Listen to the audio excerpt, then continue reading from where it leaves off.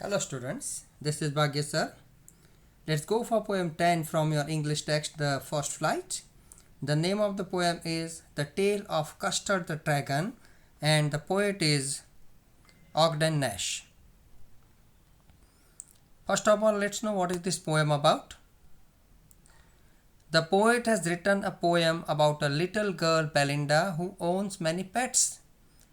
Belinda नाम की एक छोटी सी लड़की की कहानी यहाँ पोएट ने प्रस्तुत की है जिसके पास कुछ पेट्स थे, मतलब पालतू प्राणी थे. Namely a black kitten named Ink, grey mouse named Blink, yellow dog name Mustard and a cow dragon named custard. ये उसके पास जो कुछ प्राणी थे उसका यहाँ नाम और विवरण दिया है पोएट ने. The poet has described every character to be brave except the dragon who is a coward. कहानी में जितने भी कैरेक्टर्स हैं ड्रैगन को छोड़ के उन सबको बहुत बहादुर, काफ़ी इंथुजियास्टिक, एनर्जेटिक बताया गया है, लेकिन ड्रैगन को यहाँ कावर्ड मतलब ना हिम्मत बताया गया है. उसका हमें पता चलेगा जब हम पोएम को देखेंगे तब. But the whole situation changes when a pirate attack Belinda's house. लेकिन परिस्थिति बदल जाती है जब एक पायरेट मतलब एक समंदरी लुटेरा जब बेलिंडा के घर आता है इन लोगों को नुकसान पहुंचाने के इरादे से. No one else had the guts to face him. किसी भी प्राणी में हिम्मत नहीं होती है उसका सामना करने की. It was the dragon that killed the pirate. लेकिन वो ड्रैगन था जिसको लोग कावर्डली ना हिम्मत बताते थे, वही था जिसने फाइनली ड्रैगन को ख़त्म किया. All the characters are happy because they are saved by the dragon. सारे कैरेक्टर्स काफ़ी खुश थे क्योंकि उनको पायरेट से मुक्ति मिली थी, उसका खात्मा किया गया था. But quickly change their thoughts and describe themselves to be more powerful had the situation not been so confusing for all of them. लेकिन थोड़ी ही देर में सब अपनी सोच बदलते हैं, अपना टेम्परामेंट बदलते हैं और अपने आप को ड्रैगन से ज़्यादा बहादुर बताते हैं और बोलते हैं कि सिचुएशन अगर कन्फ्यूजिंग नहीं रही होती तो वो भी शायद उस पायरेट को ड्रैगन से ज़्यादा अच्छे तरीके से ख़त्म कर सकते थे. Let's go for stanza 1 now. Belinda lived in a little white house with a little black kitten and a little grey mouse and a little yellow dog and a little red wagon and a realio trulio little pet dragon. The poet in the first stanza says that once there lived a little girl named Belinda. She used to live in a little, small sized, white colored house. The poet further narrates that there she lived with some creatures who were her pets. They were a black kitten, as you can see on the screen, a grey mouse, a yellow dog, and a creature which was really and truly a dragon. Let's go for stanza 2 now. Now the name of the little black kitten was Ink, and the little grey mouse, she called him Blink, and the little yellow dog was sharp as mustard, but the dragon was a coward and she called him Custard. यहाँ एक idiomatic use दिया गया है, sharp as mustard, जिसका मतलब है very excited and enthusiastic. Let us see what is there in stanza 2. In the second stanza, the poet explains the name of all the animals tamed by Belinda. She named her black kitten the Ink. Blink is the name of a grey mouse. The little yellow colored dog was named Mustard. And finally, the dragon, who was weak by nature and loved peaceful environment all the time, was called Custard. In stanza 3, poet says, Custard the dragon had big sharp teeth and spikes on the top of him and scales underneath, mouth like a fireplace, chimney for a nose, and realio trulio daggers on his toes. In the picture you can see the dragon. In the third stanza, the poet describes the dragon, how the dragon looks. Here he says the dragon had sharp teeth and spikes, pointed skin on the top of the body. On the lower part of the body, he had scales, मतलब bony plates to protect the skin. His mouth has been compared to a fireplace from where he could release the fire, whereas the nose is compared to chimney. And finally, his feet are like the sharp knife, and that is dagger.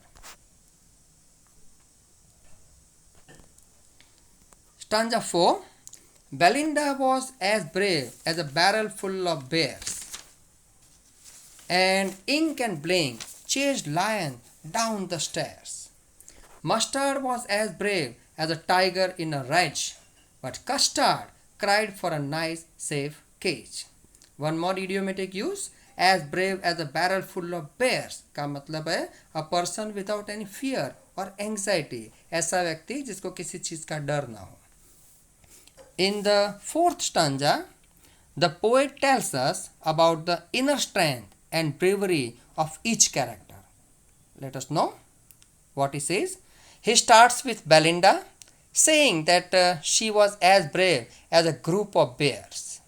Means a person without fear or a feeling of anxiety. Belinda was that type of girl. Further he says that Ink and Blink were so brave that they could chase the lion and hunt it. बाकी दो characters को इतना बहादुर बताया है कि वो lion को भी चेस कर सकते हैं और उसका शिकार कर सकते हैं. The dog was also mention as very brave like the angry tiger. Dog को यहाँ एज एंग्री एज टाइगर बताया गया है. But to contrast of all of them, लेकिन इन सबसे विपरीत, custard the dragon was not brave. He was afraid of everything that he always demand a safe cage. वो इतना डरपोक बताया गया है कि हर वक्त हमेशा सलामत जगह को ढूंढने वाला और एक पीसफुल एनवायरनमेंट को ढूंढने वाला उसको यहाँ बताया गया है. Stanza 5. Belinda tickled him. She tickled him unmerciful. Ink, Blink and Mustard, they rudely called him Percival. They all sat laughing in the little red wagon at the Realio Trulio cowardly dragon. Percival नाम के character का यहाँ जिक्र किया है. Let us see who he was. Percival was a knight, मतलब वो एक सैनिक था. Who was thought to be very brave, जिसको लोग काफ़ी बहादुर समझते थे. But actually he ran away with every difficulty due to lack of courage. लेकिन वो इतना नाहिम्मत व्यक्ति था कि छोटी छोटी परेशानियों को देख के भी भाग जाता था. Now let us understand the stanza. The poet further says that Belinda used to tickle dragon in a very cruel way. Tickle का मतलब है आते जाते उसको गुदगुदाती थी और वो भी in a very cruel way, unmerciful way में. Ink, Blink and Mustard made fun of him by comparing him to a knight named Percival. Ink, Blink और Mustard भी उस ड्रैगन का मजाक उड़ाते थे और उसको पर्सिवल नाम से बुलाते थे, जो एक सोल्जर था, काफ़ी नाहिम्मत था. They used to tease the dragon sitting in a little red wagon. उनके पास एक छोटी सी वैगन थी जिसके अंदर बैठ के ये बाकी के सारे कैरेक्टर्स जो ड्रैगन था उसको परेशान करते रहते थे, उसको चिढ़ाते रहते थे. Stanza 6. Belinda giggled till she shook the house, and Blink said "Wick," which is giggling for a mouse. Ink and Mustard rudely asked his age, when Custard cried for a nice safe cage. In the sixth stanza, the poet says that Belinda used to laugh so loudly that her voice echoed in the entire house. वो इतना जोर जोर से हंसती थी इस custard को इस ड्रैगन को लेके कि पूरे घर में इसकी आवाज़ गूंजती रहती थी. Blink, the mouse, used to laugh and make a sound of wick. On the other hand, Ink and Mustard would tease him by asking Dragon his age whenever he used to demand for a nice safe cage. जब भी dragon nice और safe cage ढूंढता था तो mustard और ink दोनों उसको उसकी एज पूछते थे. मतलब ऐसा व्यक्ति जो उम्र से पहले बूढ़ा हो चुका है इसलिए हमेशा नाइस और सेफ प्लेस को ढूंढता रहता है.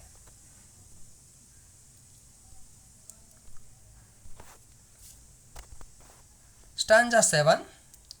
Suddenly they heard a nasty sound. A mustard growled, and they all looked around. Meow, cried Ink, and oh, cried Belinda, for there was a pirate climbing in the window. Here you can see the picture of the pilot, how fearful he looks. Let us understand the stanza. The poet further says that while all of them were making fun of dragon, they heard the sound of someone entering the house. जब वो लोग busy थे dragon का मजाक उड़ाने में, तभी कुछ आवाज़ को सुन के वो सब कैरेक्टर चौंक जाते हैं. When they looked toward the window, they saw a pirate. जब उनकी नज़र विंडो की ओर जाती है तो वहाँ उनको एक पायरेट मतलब समंदरी लुटेरा who robs ships in the sea वो नज़र आता है. And they saw him climbing up the wall. और वो दीवार को चढ़ के खिड़की के जरिए घर में अंदर आने की कोशिश में लगा है. The dog barked at him. Dragon उसको देख के, पायरेट को देख के जो डॉग था वो जोर से भौंकता है. एंड किटन म्यूड, और जो बिल्ली थी वो म्याओ म्याओ करने लगती है. Belinda cried oh because all of them were scared of the pirate. Pirate इतना फियरफुल दिखता था कि सब लोग उसको देख के डर गए थे. Stanza 8. Pistol in his left hand, pistol in his right, and he held in his teeth a cutlass bright. His beard was black, one leg was wood. It was clear that the pirate meant no good. In stanza 8, the poet says that the appearance of the pirate, he says that the pirate was holding pistol in his both hands. दोनों हाथ में उसने pistols पकड़ी हुई थी. And had a little sword too, और उसके पास एक छोटी सी तलवार भी थी. He was holding his sword in his teeth, और उसने उस स्वॉर्ड को अपने दांतों में, अपने मुंह में लगाया हुआ था क्योंकि वो खिड़की से अंदर आने की कोशिश में था. He had a black beard and his one leg was made up of would. एक पैर उसका कटा हुआ था और वो वुड मतलब लकड़े से बना हुआ था. ही लुक्ड सो फ्राइटनिंग, वो इतना डरावना दिखता था in his appearance that they all thought that he had come to harm them. उन सब ने सोचा कि ये पायरेट यकीनन उन लोगों को नुकसान पहुंचाने के लिए यहाँ आया हुआ है. Stanza 9 says, Belinda paled and she cried, help, help. But Mustard fled with a terrified yelp. Ink trickled down to the bottom of the household, and Little Mouse blinked strategically mouse hole. यहाँ दो unknown word है. एक है yelp जिसका मतलब है barking loudly, and another word is trickle का मतलब है run away instantly, किसी चीज को देख के भाग जाना. Let us understand the stanza. Seeing the pirate, they all got frightened. Pirate को देख के सब डर गए. Belinda was so frightened that she turned yellow due to fear. और बेलिंडा तो डर के मारे फीकी पड़ गई. And started crying for help. Mustard the dog ran away instantly, crying for help too. जो डॉग था मस्टर्ड वो सबसे पहले वहाँ से भाग गया मदद की आशा में. The kitten Ink ran down toward the bottom of the household. Kitten जो थी बिल्ली वो भी तेजी से वहाँ से जंप मार के भाग गई और घर का जो सामान पड़ा था उसके नीचे जाके छुप गई. The mouse Blink ran into his little mouse hole in order to save himself. और जो माउस था वो भी अपने होल में चला जाता है दौड़ के अपने आप को बचाने के लिए. Stanza 10. But up jumped Custard, snorting like an engine, clashed his tail like irons in a dungeon. With a clatter and a clank and a jangling squirm, he went at the pirate like a robin at worm. Some unknown words are snorting, that means strong sound made by nose. Dungeon का मतलब है underground prison. Clatter and clank and jangling swarm are heavy metallic sounds. Now let us understand this stanza. In this stanza, the poet describes that when all the other characters who were defined as brave earlier got frightened. The dragon did the most unexpected thing. जब सारे character जिनको brave की घोषित किया गया था वो जब डर के भाग जाते हैं तो ड्रैगन एक अनएक्सपेक्टेड एक्ट करता है. What is it? He jumped on to the pirate and made such a strong sound with his nose as if the engine producing the sound. वो पायरेट के ऊपर लपकता है और अपने नोज से ऐसे स्ट्रॉन्ग आवाज़ निकालता है जैसे इंजन में से आवाज़ पैदा होती है वैसे. He hit his tail heavily on the ground, producing a heavy sound of metal in underground prison. और वो अपनी पूंछ को पैर पर इतनी जमीन पर इतनी जोर से पटकता है जैसे अंडरग्राउंड प्रिजन में से हैवी मेटालिक साउंड आती हो वैसे. And finally he attacked a pirate just like a robin bird that attacks the worm. जैसे रॉबिन नाम का बर्ड कीड़े को देख के उसका शिकार करने के लिए उसके ऊपर झपटता है वैसे ही ये जो ड्रैगन था वो उस पायरेट के ऊपर झपटता है. Stanza 11. The pirate gaped at Belinda's dragon and gulped some grog from his pocket flagon. He fired 2 bullets, but they didn't hit, and Custard gobbled him every bit.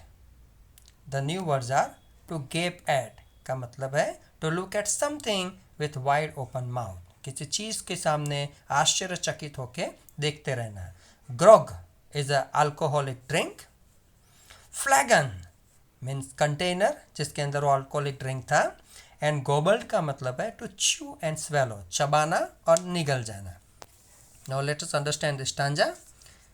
The pirate got so shocked by the dragons reaction that his mouth remain wide open with shock. Pirate इतना चौंक जाता है इस हमले से कि उसका मुंह खुला का खुला रह जाता है. Together some strength he drank some alcohol from the container in his pocket.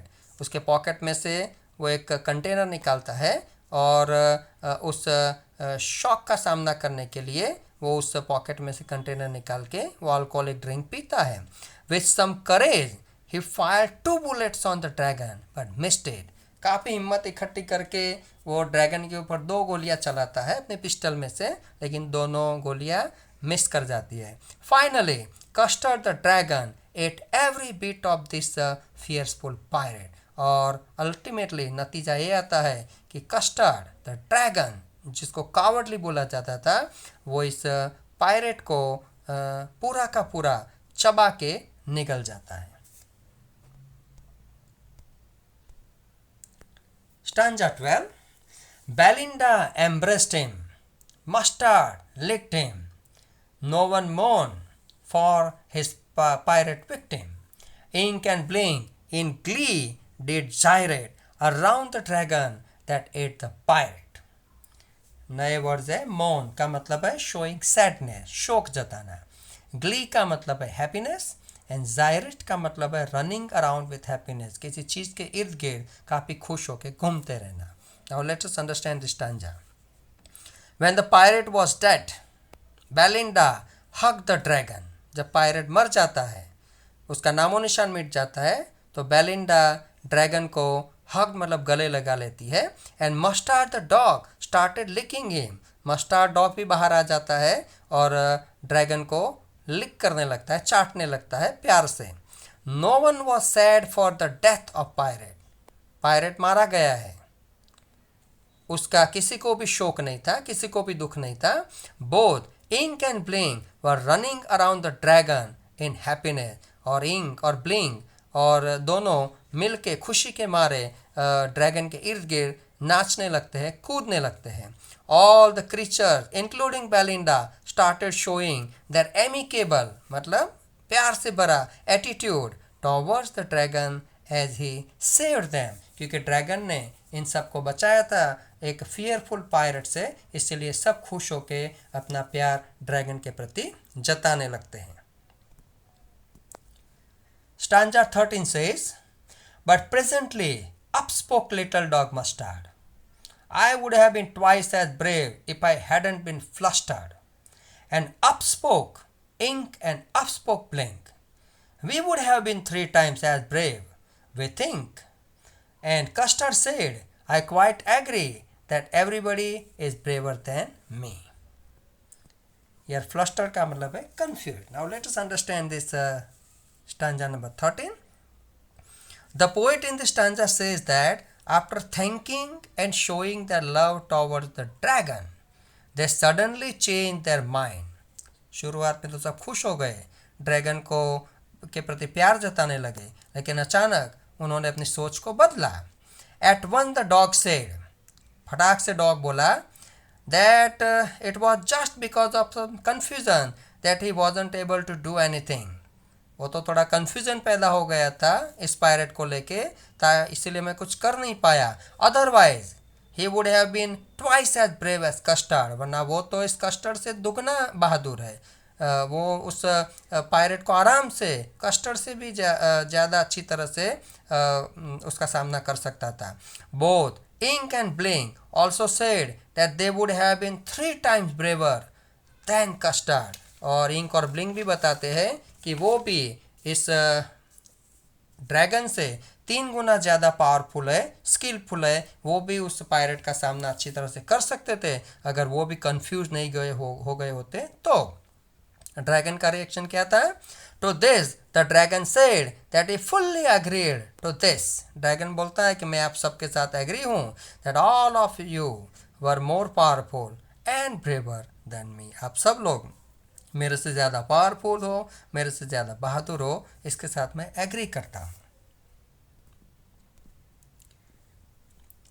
And in stanza 14, that is the last stanza, Belinda still lives in her little white house with her little black kitten and her little grey mouse and her little yellow dog and her little red wagon and her really truly little pet dragon. Belinda is as brave as a barrel full of bears, and Ink and Blink chased lions down the stairs. Mustard is as brave as a tiger in a rage, but Custard keeps crying for a nice safe cage. At last in this stanza, the poet uses the same line to show that after this terrific episode, इस भयानक घटना के बाद, in which the cowardly dragon was the real hero, जिसमें dragon ने अपने आप को एक रियल हीरो प्रूव किया था, all the other characters underestimated him by saying that they were more powerful and could have handled the situation in a much better way.